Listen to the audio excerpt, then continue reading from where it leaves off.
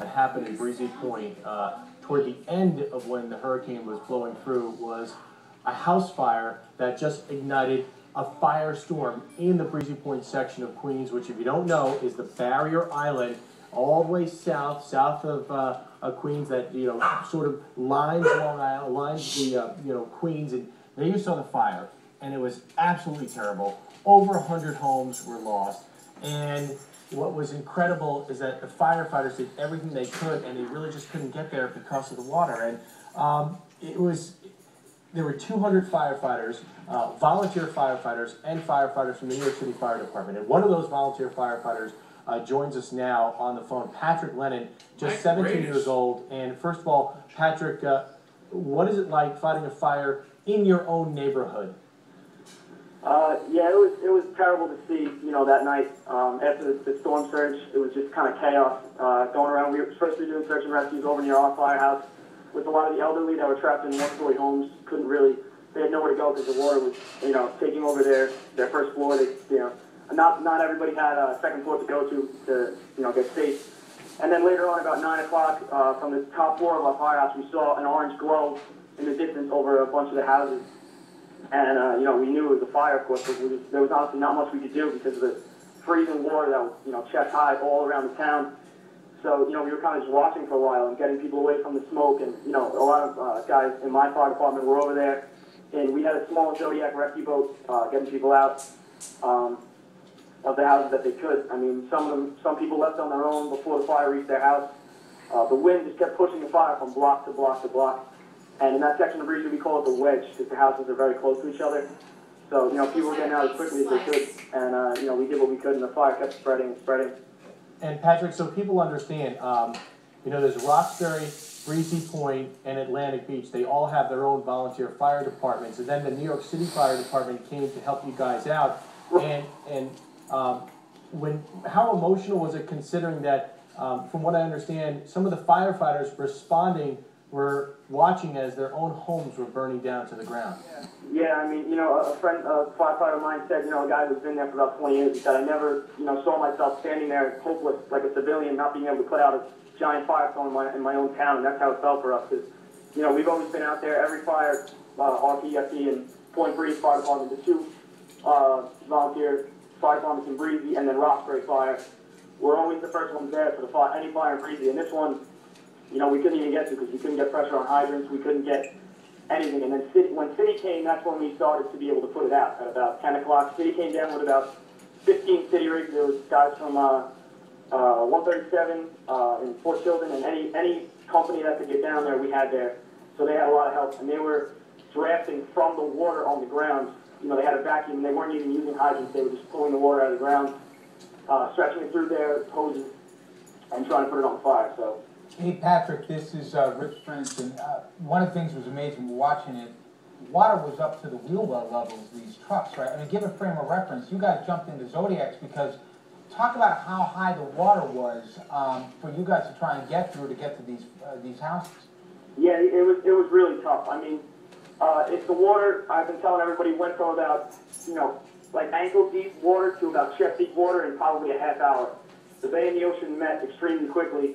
And, when you're walking down small blocks, small sidewalks with houses on both sides, there was a current that we would have to fight against a lot of times. We're grabbing fences and using them as kind of like, like hiking gear, I guess. So,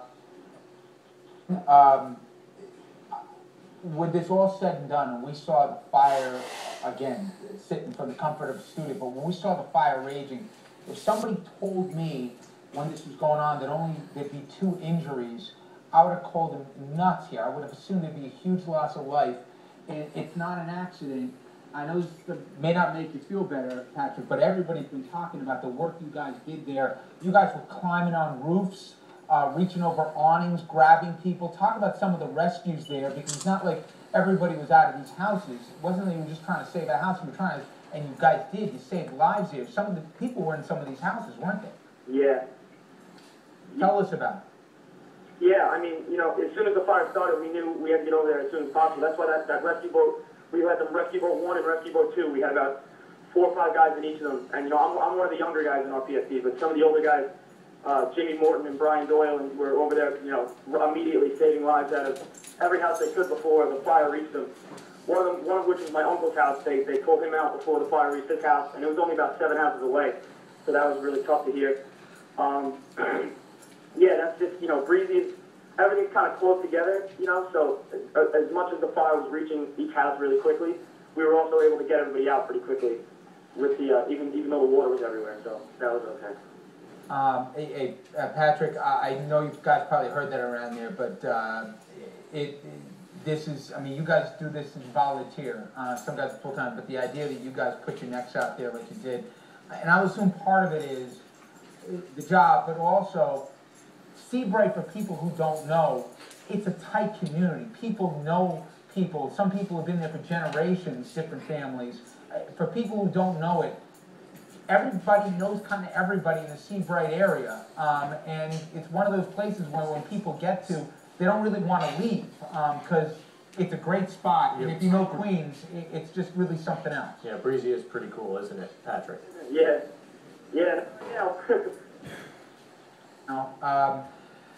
Hey, I don't know about you, CJ, but I just, Patrick, I think from everybody over here now, major thank you to you guys for doing what you did, and for people who've got to understand, everybody looks at the aftermath of the fire, but they should really focus on the fact that there were no fatalities, and it wasn't by accident. It really had to do with the guys from all different companies getting in there, including, obviously, the New York Fire Department, but so many of the volunteer guys, and finally, you're 17 years old, Patrick, and when you get as old as me and CJ, you're going to appreciate just what you did as a kid as young as you are.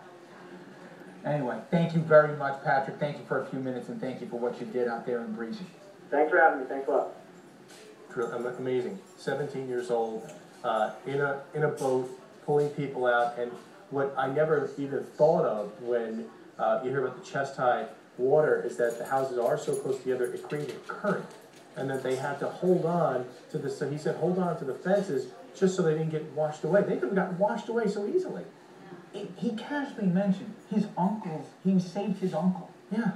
That guys are watching their own houses go down in fire. That the water was so big they had to jump in, and you guys know what Zodiacs are, right? Those basically glorified rats, right? That they're just inconceivable. And again, I know we've said it, but I'm not so sure everybody gathers fully. It's not that there was an empty basic lot in Breezy that everybody was gone. This thing happened so instantaneous when it went from flooding to out and out full surge, and you know, like he said, in the 30-minute period, it went from ankle to chest, if not shoulder deep water. And then they had to pull people up in that circumstance with huge raging fires going on, pulling people through roofs when they couldn't get to it on land, and they're fighting fires by literally sticking the hoses, suctioning the water in the ground. Right, because there was no way for them to get the actual, I guess, the pumps to work.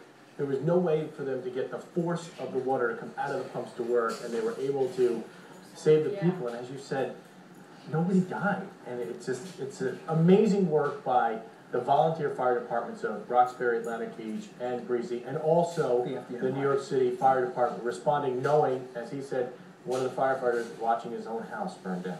All right. Let's go now from Queens out